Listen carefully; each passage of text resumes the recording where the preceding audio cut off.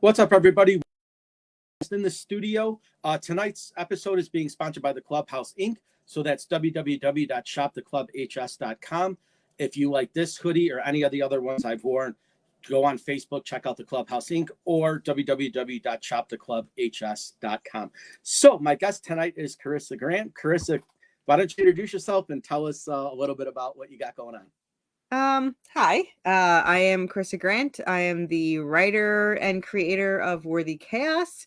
I wrote a series, Worthy Chaos Redemption, with a co-writer, while role-playing, and we had over, for this series 44 issues written to complete this series, and we decided to turn it into a comic book because I said the infamous words, how hard can it be? And hardest thing I've ever done. So here we are.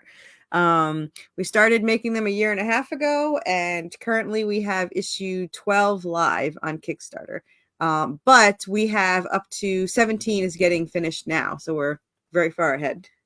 And which we'll talk about probably in a bit. We just started a new series that's the prequel to this. It's Worthy Chaos Devastation, and it's a Western 1880s supernatural comic book series, which is, it's got angels, demons, they fight cryptids like Wendigos, Jersey Devils, chupacabras, kelpies, all that fun stuff. So all that cool stuff will be there. There's angels, demons, werewolves, vampires, and some creatures that we made on our own. We actually just got the first cover today by our new artist, but we also have, like, I'm always far ahead. I already have the first 7 issue covers done, and I think we started like 3 weeks ago. We have 10 issues written. We actually, what started it was we had the last issue written because for the longest time, because what happens in that their previous life is, because they're soulmates, they have different lives together. What happened in their previous life directly changes why redemption is special and more chaotic than their lives usually are. So we always had that, and we had always planned to just have that, and whatever. But then, like, for some reason at the same time, we're like, I want to do a Western. And I was like, yeah, we're going to do a Western. And then, like, we just couldn't stop writing. So we're still writing it. But yeah, we're slightly obsessed with it. So it's super fun to see them in cowboy outfits and fighting a Wendigo and shit. Sure. So have you always been a writer, or is this, like, how did this come about? So it's such a cause and effect of things that happened. So I'm dyslexic, so I never wrote. And I never had any desire to write. But I always loved, like, stories and all that sort of stuff. So what actually started it was I saw a commercial where an alligator comes out of the sewer and tries to get Leon for Resident Evil 2. I had no PlayStation or any video games, but I went out and bought PlayStation so I could play this game, all because this alligator came out and tried to get Leon. So I rented the game, couldn't make it work because I could not move him forward because I was used to, like, Duck Hunt, my brother's system. So I kept walking Leon into the fire. So I threw the controller and said that was a waste of all my money. I was like a teenager. My brother comes into my bedroom, starts playing it because he's been playing Zelda since he can walk. And I got mad and kicked him out. And then I started playing it. So because of that, I got obsessed with, I discovered a role playing. And so I role played as Claire Redfield for 15 years. And during that time, I got obsessed with the show Supernatural. And I kind of combined the two, and then I came up with this story, and I actually held on to the story idea for 11 years. And then I met my co-writer, and 24 hours after meeting my co-writer, I was like, I never give out roles. Do you want to roll? And Jess is like, I never take roles. And yes, so that was it. So we actually quit role playing with everybody else and just got obsessed with the story. And now we have over a different series, but over 112 issues written. Series 1 is 44 completed. Series 2 is 30 completed. Series 3 is I think it's like 30 so far, but it's probably going to be another 10, 5 or 10. And then series 4 is planned. We have 5 issues in the prequel, the first prequel, this previous life prequel, and then for the Devastation, we so far have about the seven first, 3 in the middle, and the last one, so about 11. Okay. So we're still writing. So, but yeah, this was not planned at all. This is not like, hey, let's write a comic book, you know? Right. It wasn't until like series 1 was done where I was like, what a waste, you know? I was like, this is we have 15 novels finished, and they're not short. They're like between 90 and 150,000 words each, so they're really long. Okay. Nothing that we'll ever release. It's just now we're converting to comics. But yeah, it was like, what a waste. I finally have some kind of talent and I can't use it. So, and here we are. So from Resident Evil to video games, yeah, did that start your journey into like horror, or like, I know you said supernatural, like did that kind of like, does that evolve, or does that turn into like where you're at now, or is it just like you saw one thing, you liked another thing, and you just put it together? I would say horror actually started when I was 6. Okay. And I was hiding on the stairs and I saw Nightmare on Elm Street 3. Okay. Where there's I don't know if you've seen it, but there's a marionette scene with a heroin dealer. Yeah. It's like, yeah, he's got the needles. That's all I saw. Yeah, and I was fascinated. I thought that was amazing. Yeah, I was like, that is the coolest freaking thing I've ever seen. And then my second movie that I also wasn't supposed to be watching was Cujo, and that didn't go as well because literally, like, I don't know, a little while after I saw a giant Saint Bernard all muddy in the park, like running around slobbering, and I was like, I'm going home. But yeah, I started at a young age, and all of our issues in Redemption actually have an Easter egg from an 80s or 90s horror or horror video game, an urban legend. And our first one is in issue 1 is an alligator in the sewer to kind of hint back to what started it all. Okay. And I think there's Nightmare on Elm Street, the sweaters in 3, which I had Robert Englund sign in my hardcover. There's a Resident Evil typewriter. There's a Resident Evil plant. I think another one has a Resident Evil health spray on one of the shelves. Okay. Right. Yeah. So I love them. So the transition then obviously was then pretty easy for you because you had all this love of horror movies and stuff like that. So when you started writing, you obviously took a lot, you said, from the movies. Where does it begin from when you start writing to that to where you're at now? Is it more evolved, or do you try to keep it simple and like follow a storyline, or do you like have this grandiose idea in your head what you want to do and you put it to paper? Like what's the process for you? Barely anything is planned. Like when I sit down and write, I don't really have any kind of major thought process. I have like a general idea. Like we'll talk about ideas, like we'll get an idea. Usually we'll dream of something, be like, oh, I had this dream, and then it'll evolve into like a whole novel we write. I think the whole entire 5 issues of Damnation was like a dream I had about them as teenagers, and we're like, oh, we should have it where they wrote, met as kids, and we write that part. And so generally we'll turn it into this one little idea, and it'll turn into this whole thing.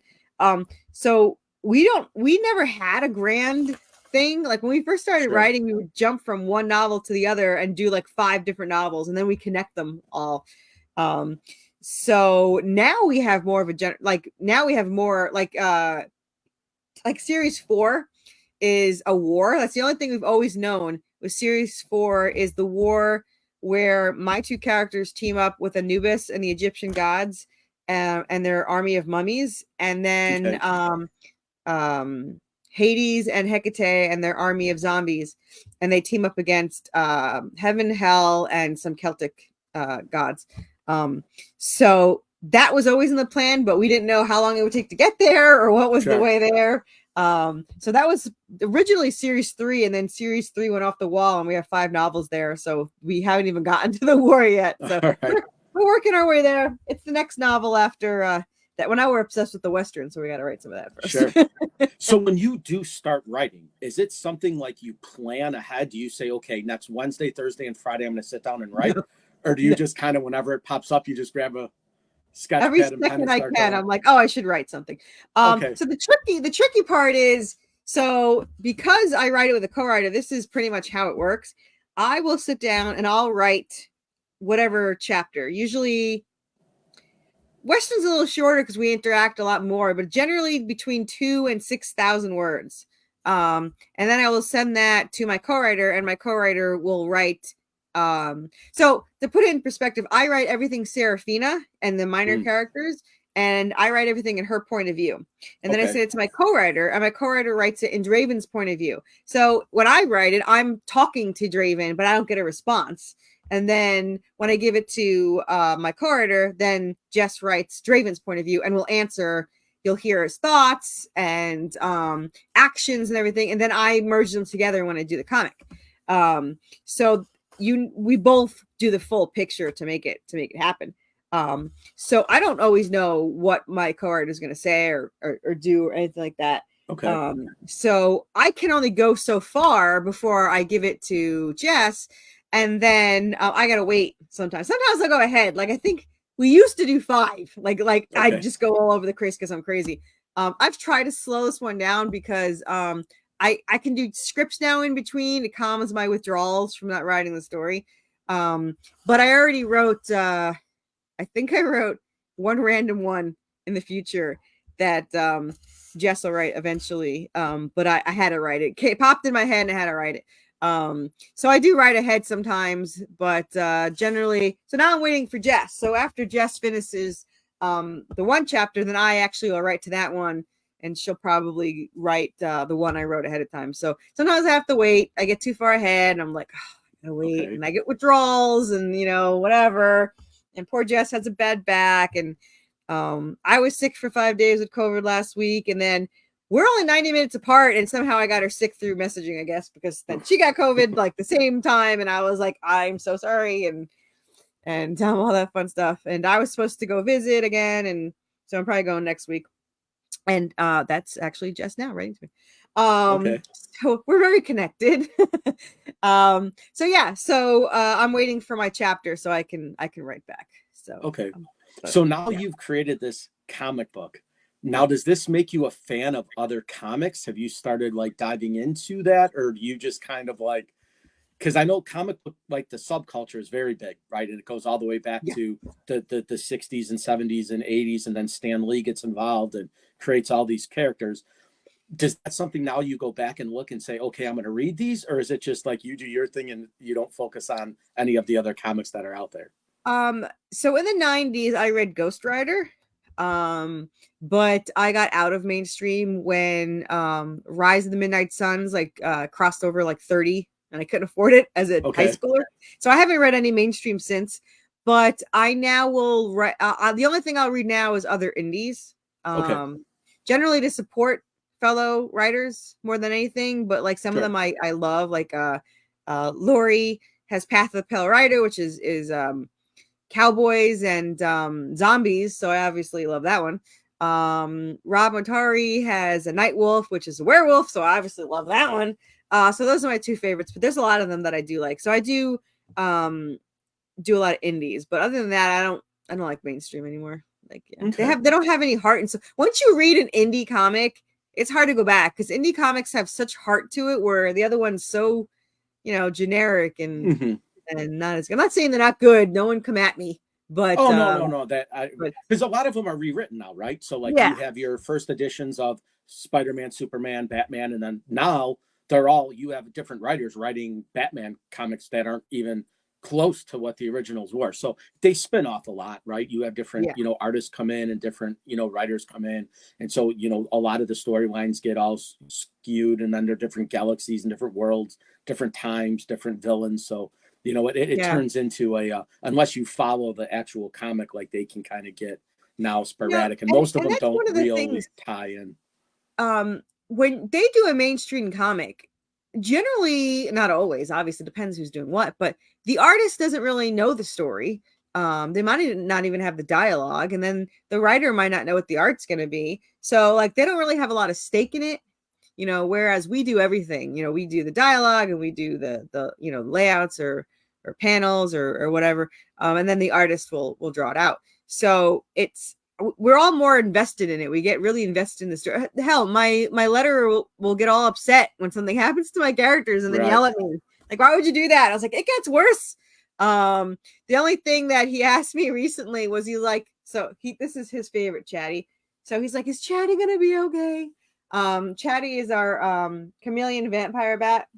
Okay. And he follows her around. So he very much loves Chatty. And Chatty is adorable. He starts in issue 10 and he was actually a monster and he got caught in a door and she helped him because that's how she is, you know. Right. So now it follows her around, but she doesn't know that it's following her around. So like there's this one scene, I think it's issue 14, where she's in a car and she's driving off and Chatty is now with Anubis. So Chatty sees the car and like flies after her and he can't reach it, so it like drops to the ground all sad and Anubis just swoops him up and goes and so I love Chatty. But which he's in the add-ons, by the way. Anyone wants him? He's commercially made and only $29. So I love him. Yeah, we have tons of plushies. Anubis is popular. Okay. But I'm considered the merch queen, so I have tons of that's merch. awesome. Yeah. So it's because I wanted it. I'll give you a little. You know how I got started on comic books, and this is going to sound really bizarre, but do you remember Tales from the Crypt? Yeah. If you remember at the end of the episodes, they would turn every story into a comic. Yeah. And then they would make the Tales from the Crypt comic. Well, I was a huge Tales from the Crypt fan. That's what got me into comic books was Tales from the Crypt. Really? So like a lot of people start like as kids of like Superman and Batman. Like I watched all the Supermans as a kid, right? But I never read the comics.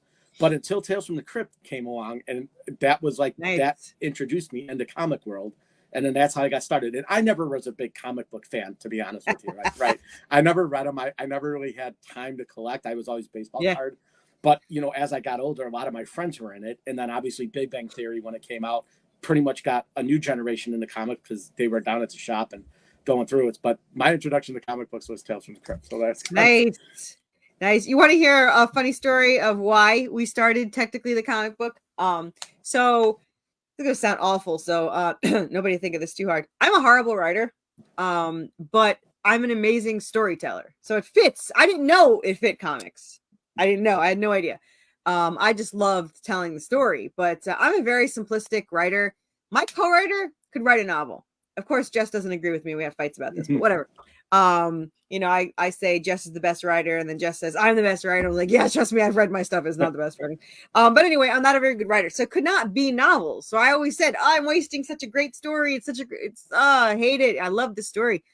So I was like, listen, because it can't be published, I'm going to get us a cover to celebrate the end of series 1, and I'll print it out by lulus.com. We'll each get a novel and we'll read it and blah blah blah. So I went to look for an artist, and we had actors in mind when we picked our characters. So I was looking for something somewhat realistic, and then I said to Jess, I was like, these are all kind of cartoony. Like, do you mind cartoony, or should I keep looking for realistic? And Jess is like, cartoony is fine. I was like, and then this really expensive light bulb went off, and I was like, well, if you don't mind cartoony, I can do a comic book. And yeah, that's literally how it started. And then when I started to convert it to scripts, because I literally hired an artist before I knew that I had to make a script. Like, it wasn't like, I'm not that intelligent. It's better to be lucky than smart. So I was like, oh, now I have to learn how to do a script. I have no idea what I'm doing. And I actually went on YouTube and did a 20-minute video. I was like, I could do that.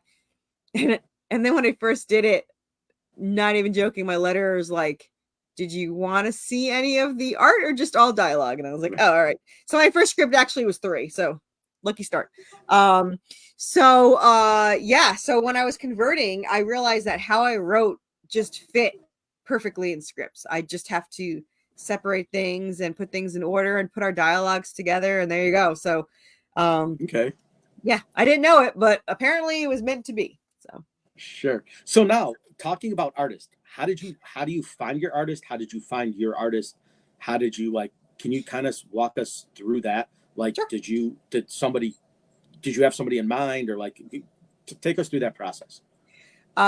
So a lot of people might not know this, but my very, very first artist stole $3,000 from me, and then I tried to fix it with $2,000 and it didn't work. So I threw away $5,000 and then found this artist. So originally I had searched for months on Reddit. Reddit was where I looked, and then I found this artist, and I kept paying them, and it didn't work out. This one for Redemption, I found on Facebook. I was so mad about the other one screwing me over.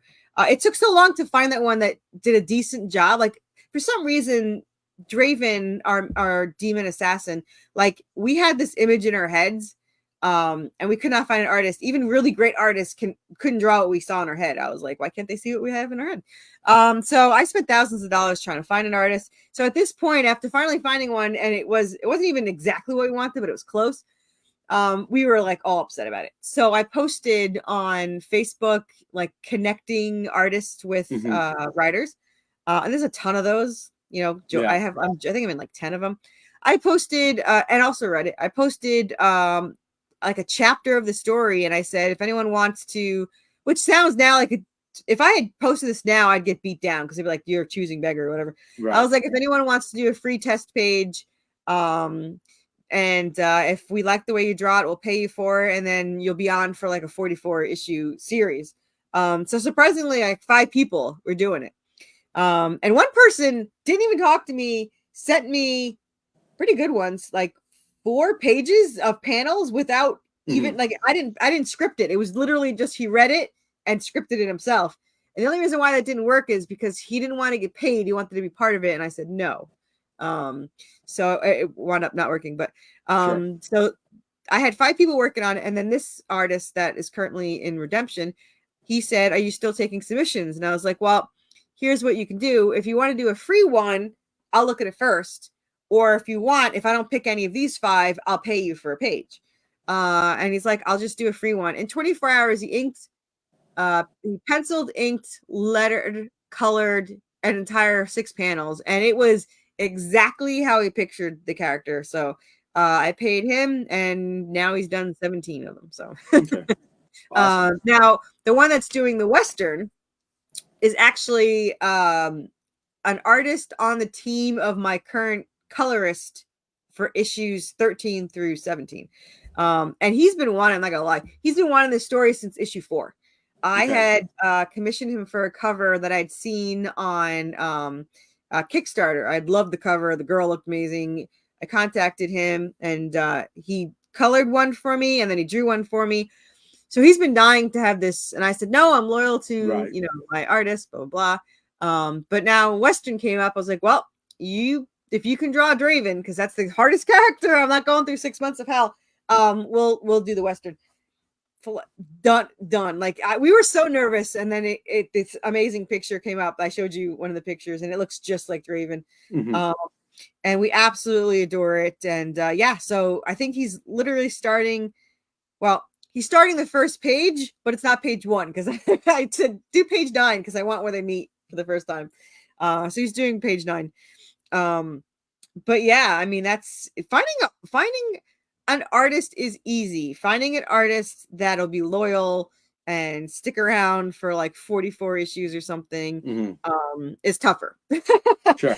So you need someone you can trust and work with, and somebody that'll, be patient and all that fun stuff. So it's not easy. I think finding artists for covers is easy. I already have enough covers till 2027, so I don't really need any more covers.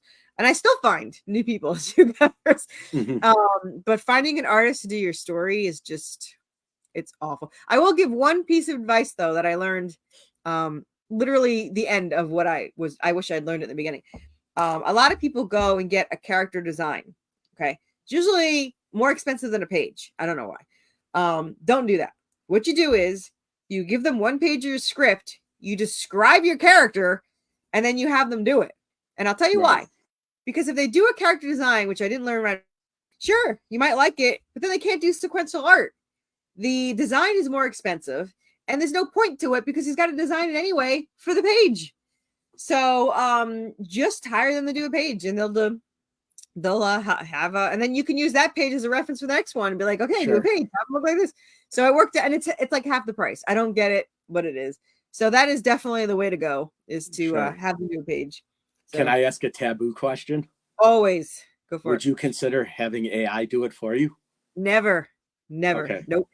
And it's so funny too, because when I was searching for 6 months, my husband said, why don't you use AI? And it wasn't even a thing yet. He goes, he literally said, there's got to be some kind of program for this. The only reason why I ask is because I was talking to a buddy of mine on another podcast about like metal music, right? And these hard rock guys that write all their own songs are now using AI for everything. They AI writes their songs, designs their covers. It actually plays their instruments, right? Like Motley Crue, their whole album is AI. They basically have the guitar programmed, the drums programmed, the vocals, like everything is done by computer now. And it seems to be that like more bands now are embracing that, and they're using like software to develop music.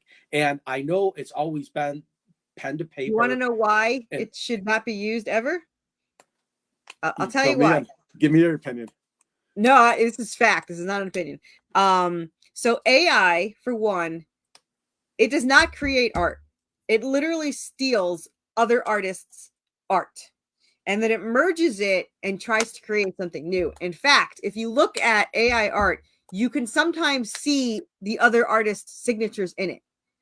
So not only do you steal art, because you can't teach a program, it steals art.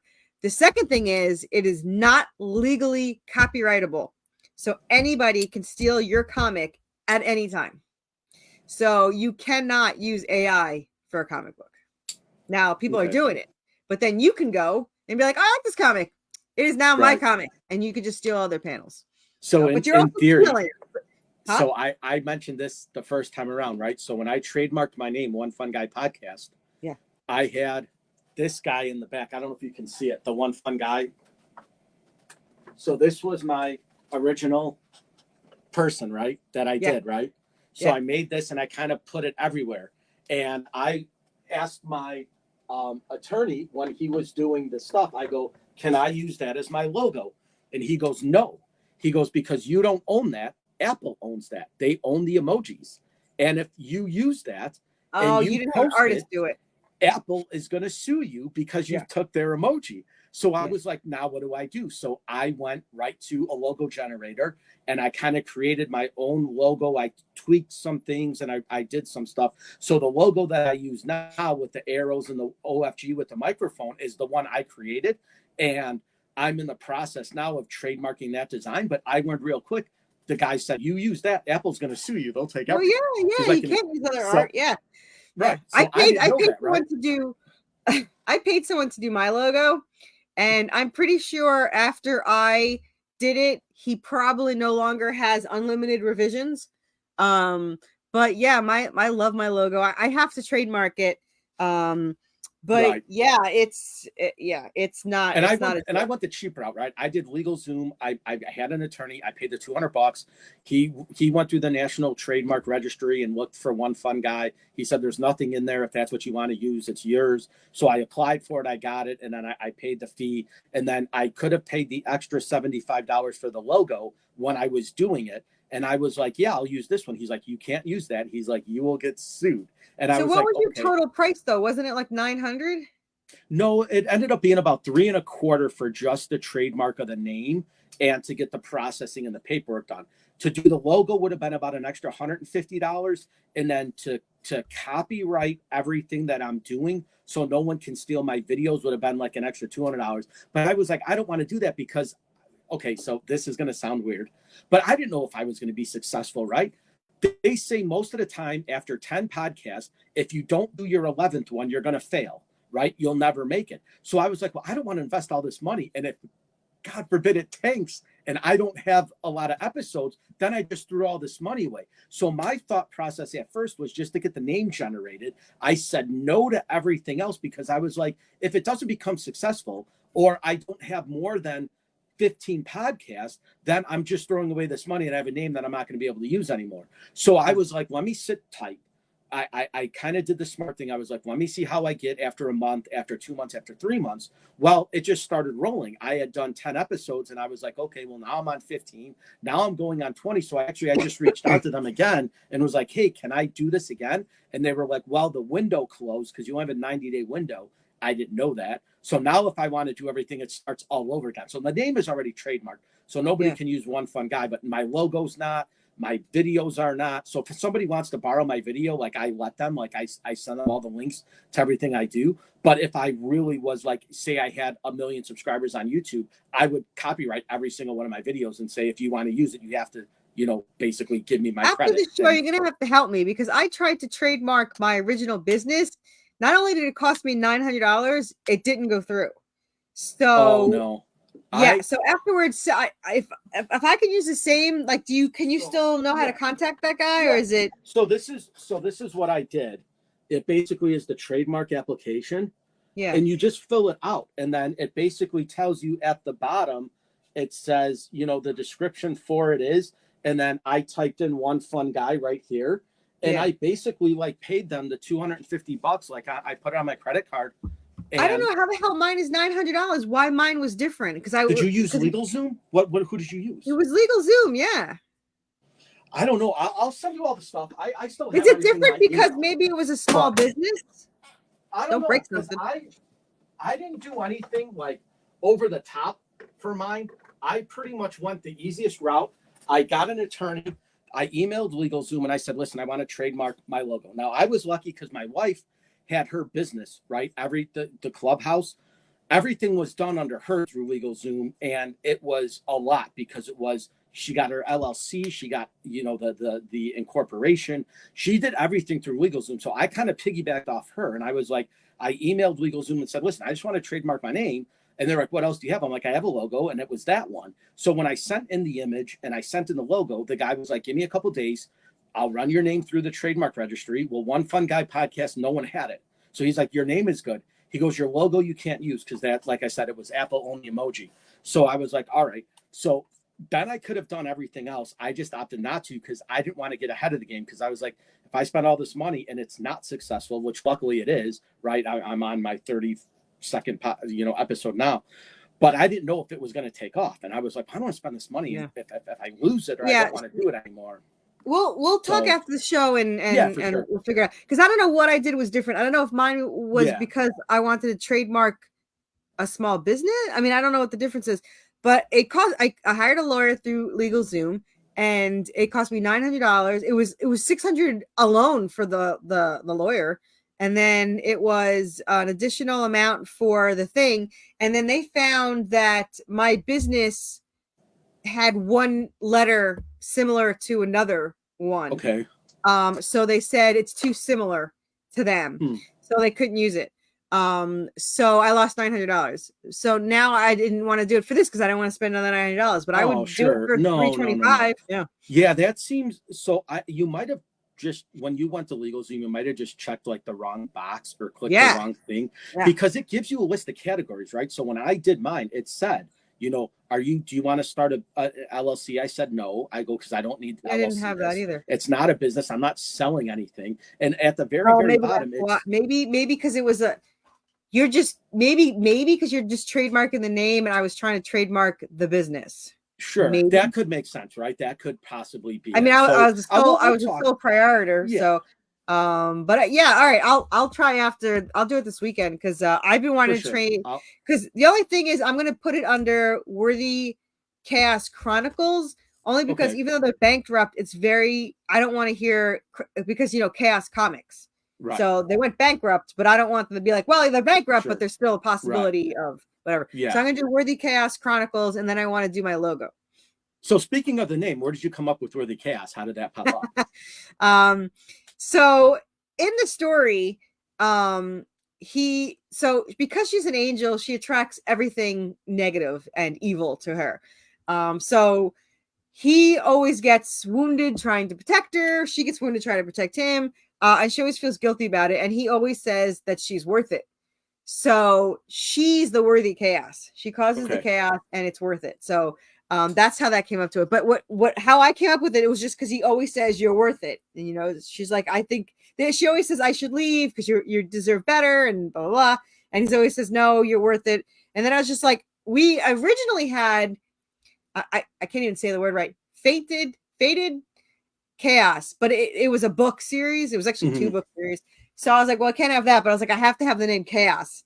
And then just Worthy Chaos came to it, and I was like, all right. And at first it sounded weird, And then the Right. more I said it, the more I liked it. And then I was like, yeah, I like it. Worthy cast. So yeah.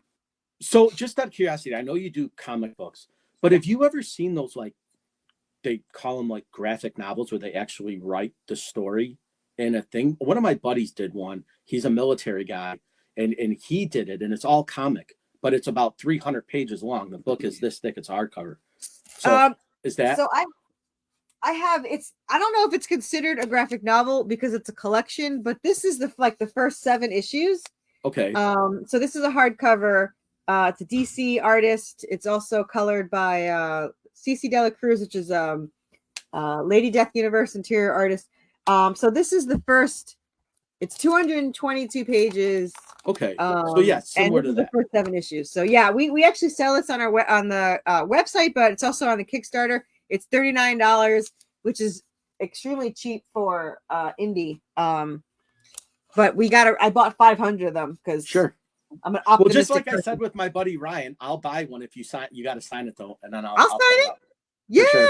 absolutely. We'll I do signed it. that. I just had my first, probably my only, I had my first guest spot at a horror con in Knoxville. I was going to ask you about that too. Yeah, so that'll be. It's kind of a somewhat funny story. So last year I was supposed to table there, and I'd already paid for it, but literally like the week before, our AC unit leaked. And I was like, listen, it's too late I don't need my money back because that's not really fair to you, but I'm just letting you know I can't go. I have too much going on and I'm too crazy. So she's like, no problem. Not only did she refund it, she gave us tickets to go. So now I felt guilty. Okay. So we went and I brought her my first 7 issues and I was like, this is, she's like, you don't have to do that. I was like, no, go ahead. So she took them. And then like 4 months ago, she's like, by the way, I read your series. I absolutely loved it. And we want you to be a guest. The table's free. The food's free. The drinks are free. The banner's free. And just come for 3 days and sign autographs and do stuff. And I did that. And I loved it. I was like, they were like, are you the celebrity guest? I'm like, I'm the guest. Yeah. Like, you can't Rock could be like, of course I'm the celebrity guest. Here's my picture. There was one part where I was fangirling. So I don't know if you've ever seen the movie The Terrifier. Have you ever seen that? I have. Yeah, that's no, they were all there. That was like their reunion thing. So I was there. The guy next to me, I don't know if you know, you probably know, The House of 1,000 Corpses. Yeah, Sid Haig and Bill Moseley. Rufus, the tow truck driver. So he was there. That was him. Okay. So he was my neighbor. So I'd never seen it, which is very taboo. That was very bad. Yeah. So I said, I'd never seen your damn movie. And everyone always talks about it. Everyone kept coming to his table. You're my favorite guy. And I was like, damn it, now I got to go watch a stupid movie tonight. So I went home, I watched it, and I'm writing to my co-writer, like, have you seen this movie? And Jess is like, the tapestries hanging from my wall. I was like, all right, fine. So I get there the next day, and I was like, all right, I loved your stupid movie. I was like, now I need an autograph. And my co-writer wants an autograph. And he did both for free. I was like, you don't have to do that. He's like, nope. So for the Terrifier and I don't know if you know Daniel Roebuck, he's in Terrifier 3 and Monsters and all. So he was, by the way, the nicest guy on the planet. So I went to them to get autographs, but the fun part is I can go behind them in the green room. So like I'd pop in the curtain to talk to them if I want to. So at one point I was fangirling with the Terrifier and I sent my co-writer a video being like, look, I'm behind the Terrifier. I'm in, the green room. He comes out to go to the bathroom, but he's so fat. He scared the shit out of me. I screamed. Like he just scared the hell out of me. So now he's like laughing about me every time he comes back and forth. But it was awesome. I talked to them. Daniel is super nice. He gave me one of his DVDs. He drew a picture in my heart. Gosh, nicest freaking guy. The Terrifier, David, is either a serial killer or the best actor because he's just so nice and like quiet temperament. So he cracks me up. But apparently, and I didn't know this, he threw up, and like 2 other actors threw up doing certain scenes. And the Terrifier, so I was like, I did not know. I've seen 1 and 2. So and I know my co-writer is going to watch 3. So it's totally bizarre, but like what Damien Leone has managed to do with the Terrifier and like the cult sensation that he got behind it is unlike anything. I mean, it's like, because a lot of those 80s movies had like, Sleepaway Camp was one of them. There are a lot of cult classic movies, right? That like over the course of 30 years now, 35 years, almost 40 years, have become over time cult classics. But he managed to do it within like 2 years of that movie. It is like the most So, and it just kind of starts now grossing each, like every scene seems to outdo the other one with blood and guts and gore. He said and like all the stuff that I three's love. insane. He said three's insane. Yeah. Right. So, and it's just so weird that he managed to do this in such a short period of time, because basically an independent movie with no backing. And when they showed the first one in the theater, they said people got up and left, right? They wanted their money back because it was so like they couldn't sit through it. And I was like, I got to see this movie, because if people are leaving, I'm in, right? That's right. I love the gore and the fight. So I'm like, this is great.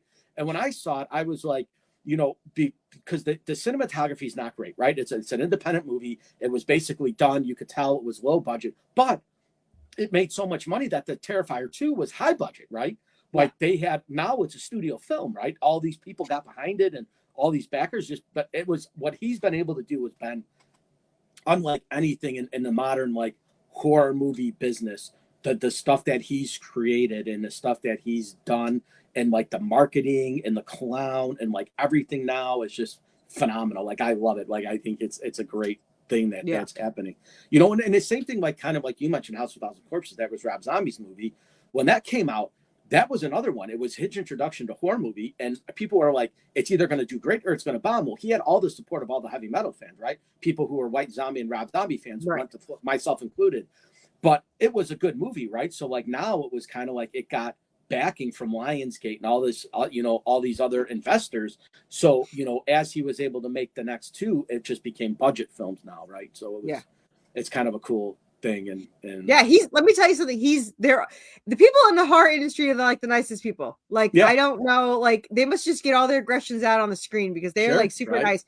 I felt so bad for him because he's 6'10", and literally every single person was like, oh, I forgot how tall you were. I didn't realize how tall you were. And I was like, I heard this like 18 times an hour. So I was like, how do you deal with that? Yeah. But he again, was super nice. We had lunch together. The girl on the right side of me, her name was Marion Singer. She was in Halloween for like 3 minutes. She was like the best kill in Halloween 2018. She was killed in front of the window, like through the neck or something. So I had no idea who she was, but she's super nice. Like everyone else was the Terrifier. Like that was just us three and the Terrifier. Like there was like 7 of them. Like it was crazy. But yeah, I absolutely loved it. They treat you like gold, and I was like, this is just, you guys are awfully spoiling people, like, you know. But yeah, I had a blast being a guest. So much better. So than now, being will this segue into you doing other horror cons or other Comic Cons or things like that? Is that something now that is kind of sparked your interest, or was it like a one and done type of deal? I'm gonna be completely honest with you. Because of where I was, I did make sales. I made like $350, but I wasn't where vending was. So like if they weren't there for autographs, nobody came to where we were. We were all the way in the back and like the left corner, and we weren't near the vendors or anything. So for someone looking for stuff, I was the only one selling it. So it kind of sucked that way. But being a guest was too cool to not have done it. Right. Oh, of course. So if it was offered again, I absolutely would do it. But it's probably, I mean, there was no risk to it. I mean, I made $350 doing nothing. I mean, not doing nothing, but you know what I mean? I didn't have to pay for anything. No hotel, no nothing. When I do Nashville, you know, I took like $500 worth of expenses, and I made it back with the hardcover. Like I sold hardcovers. They sell so well. Like the singles did not sell. And when I first did my first year, I only had singles. Every person kept saying, I prefer a collection. And I was like, well, son of a bitch. So when I got the hardcovers, like, you better all fucking come back. Yeah, and they did. They actually did. I had people come back that were looking for me from the previous year in Nashville, looking for me. And they actually came and bought the hardcover. So that actually was pretty cool. So yeah, I do like, I don't like cons because it's stressful. I don't like calling people over, but I love talking about the comic book. So I always do Nashville. That seems to be my lucky one. And that's, I probably going to do maybe 2. I want to do a crypt one next November in Lexington, Kentucky. Okay. Because West, like, Redemption is, you know, angels, demons, and zombies and Anubis, but it's not really cryptids per se. Like a zombie is, but no one really considers it as much. So this is actually them hunting cryptids. So when I have my Western hardcover, I want to bring that.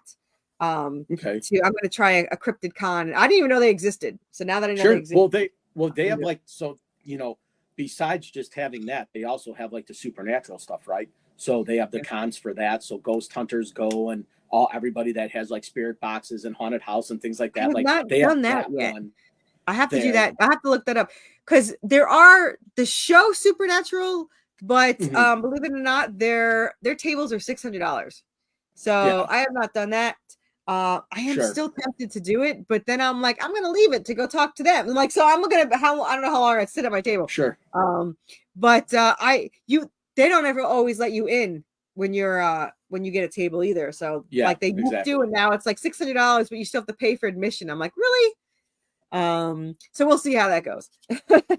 I know it's 45 minutes, so I don't know if you No, I actually have a few more questions. I'm going to let it fly. Sure. So like, okay.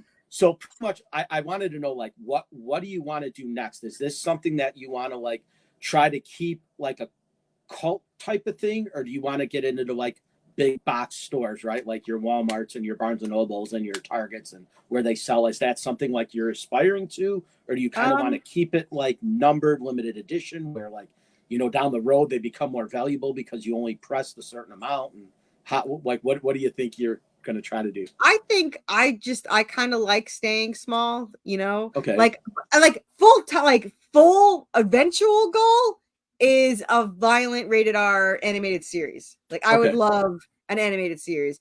And if I had the choice, a video game like Resident Evil or Silent Hill and all that stuff.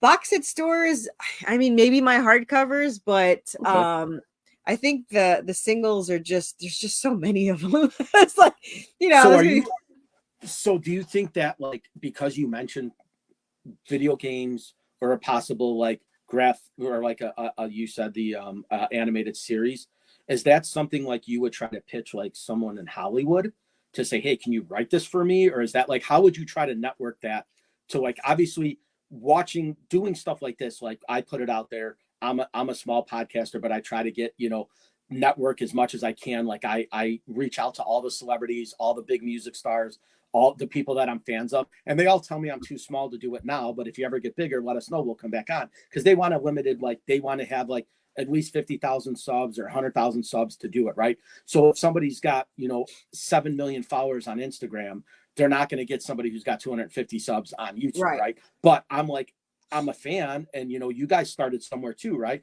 Not everybody just went from 0 to 100, right? You didn't become a celebrity overnight. You worked in the trenches, right? You did advertisements, you did commercials, you were a third or fourth lead in a movie, or you were just in like you didn't start as a superstar.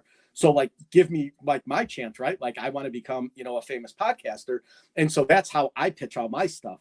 What would you think you try to like maybe send it to somebody in Hollywood and say, hey, what can you do with this, or like a goal or an aspiration, or is that sound very pathetic? So I'm going to apologize in advance, but no. And I'll tell you why. I highly recommend everyone else does it, but I would have to do it myself, because I would never, ever, ever license this to anybody, because they fuck it up. Like they screw it up. And I've heard horror stories, and I could not imagine them changing anything on my story. So to do it, I would have to be popular enough where they would let me be in full control. The contract would have to be looked over with a fine-tooth comb and being like, I have all rights to changes or whatever. Then possibly I would. What would most likely happen is I would find a way to fund it and then go from there. So you would take the Rocky route. Yeah, like there's that would be exactly what it is. I wish I'd rather have a show or a movie, because that's easier to get a bunch of people just to come in and do it. But animated is so much harder. I could not give it to somebody else. And everyone's like, oh, everyone can be bought. I know no one believes me. I don't care. I literally would never sell this. Like if I was offered $1 billion, I would not sell it, only because I would pay $1 billion to write it. Like and I'm not saying I would never write for anybody else, because I'm just not that good. But if someone's like, oh, what if you wrote like another series or something? I was like, yeah, that might be different. But these characters, I could never rent or sell or whatever. So yeah, I probably wouldn't do that. But it is like if I was to die or something, that my husband has to get the rest made. Use my life insurance to get the rest Fair made. enough, right? So if it was popular enough where my series is done, you'd have to use it to do an animated episode or something just to have it. But yeah, it's not something that I would to do unless I did go like the Rocky route and do it myself. But yeah, it might be something like 10 years down the ride, if I have popular enough, I might do a Kickstarter to help kickstart something, or I don't know. But yeah, I wish it was so easy. I wish I could. I hate that I can't even sell original art. Like it's so annoying. Like I wish I could be like sell like covers and stuff. No, because I'm a freak of nature. It's annoying. It's weird because like I started doing Kickstarter for watches, right? So I'm a big watch fan, and a lot of independent companies will say, listen, I'm going to sell my watch for $300 on Kickstarter. Once I sell 100 of them, then that's it. Then I'll use that money that I made to go into like production runs of it. And then it's usually double or triple that price. So Kickstarter has a lot of good stuff, but I've seen now on Kickstarter, like I kind of went down that rabbit hole with like movies, right? Like people will say, I need to hit $250,000. If anybody can just pledge $100, if I can get, 250 people at $100 a piece, if you want to do more, that's great. And then they kind of go from there. So it's like, they hit their 25,000 mark. Then they'll say, okay, the next 50 people, can you do $200? And then it just kind of surges. And then once they hit what they want to get to their budget, that's how they start production of a movie. I just thought it was kind of weird, and it sparked my interest with Super Troopers, right? Because they wanted to make Super Troopers 2, and they said the only way we're going to do this is if we get our own funding to pitch it to Hollywood, because nobody wants to write it. And that's what they did. They started. I didn't know that. That's my husband's favorite movie. He loves those movies. Yeah. So that was how they did it. They started basically a Kickstarter for the project, and they said once we hit $200,000, we'll start the movie. And then we're going to go from 200. We're going to try to reach 550. And then once we hit $1 million, we'll basically start. And that's how they made the movie. So it was nice. Yeah, to fans. Yeah. Hope someday. Because we do something differently, and which is very hard on the wallet. When I do Kickstarters, I already have that in hand. Okay. So, but it's credit. It's my credit card. So everyone's like, "Oh, you're rich. You don't need us." No, I need to pay back. To get out of debt. Sure. But I do it to build the trust. Right. So like that's why I have like 5 ahead. So when my Kickstarter ends, they're shipped out within 7 days. Okay. Because I know people that have had to wait 2 years and they're just never going to get their Kickstarter. So I'm trying to build that trust that people know that when the Kickstarter ends, you are getting your issue within 7 days. And that's what I want to do, because I keep seeing all these posts. I'll never do a Kickstarter again. I've been waiting 2 years and I lost all my money and blah, blah, blah. Right. So they ruined it for people like us. So we're trying to build that, hopefully. Sure. Well, speaking of Kickstarter, where can people find your stuff? Where could they find the book? Where could they find the merchandise you have? Like, how can people find you through social media? So the easiest way to find us is to search Worthy Chaos on Kickstarter. We are always either in pre-launch or live. Currently, we are live until Friday. What is next Friday? The 23rd. We do it for about 3 weeks long. So I think there's like 7 days left. Is it 7 or 6 days left? 6 days left. And so go on Kickstarter, search Worthy Chaos. But you can also Google it. We're always everywhere. You can find me on Facebook, Corrisa Grant. But yeah, check out we have a Kickstarter every other month, and starting next year, they're going to be spread out a little bit more. Okay. However, in between them, so it's spread out, but there's actually more of them, because in between will be the Western. Okay. So it'll be the Kickstarter will be every 3rd month instead of every other month. And then, so there'll be a new Kickstarter every 3 weeks. It'll be January will be Redemption, and February will be Devastation, and then vice versa, all the way up until October. And I don't ever do December, so it's a risky month. So, But yeah, check it out. Check out the video. It's a great video. We got 4 different covers. We have plushies, we have statues and coins, and check out all the add-ons, because there's like 50 of them. So all right. Sounds good. Well, Corissa, thanks for being an awesome guest. What I'm going to Thanks. do is a couple months down the road, I'm going to have you come back on and we're going to check in with you, see what's going on, see if you've done anything new, and then we'll go from there. So Yeah, I well, always hopefully like I to can come check in. back when I get a Western issue. Yeah. I'll bring it on and I'll show you. Awesome. Sounds good. Great. Well, everybody watching, I will link all of Carissa's stuff in the YouTube when this video goes live. It'll be about maybe 2 to 2.5 hours once I do the editing and I put it up. But all her links will be up there. So if you want to support her and buy her stuff, I will put all the links to that in the YouTube video. And then that way it'll cross-reference her and you'll be able to find her and we'll go from there. So I will buy a book. I'll have you sign it, and then we'll put it on, and then that'll be Sounds good. a good way to go. So, all right, Corissa, thank you so much for being a guest on the One Fun Guy podcast. You were great, and we'll check in with you in a few months and see how things going. Perfect. All right, bye Thank you so everybody. much. Have a great night.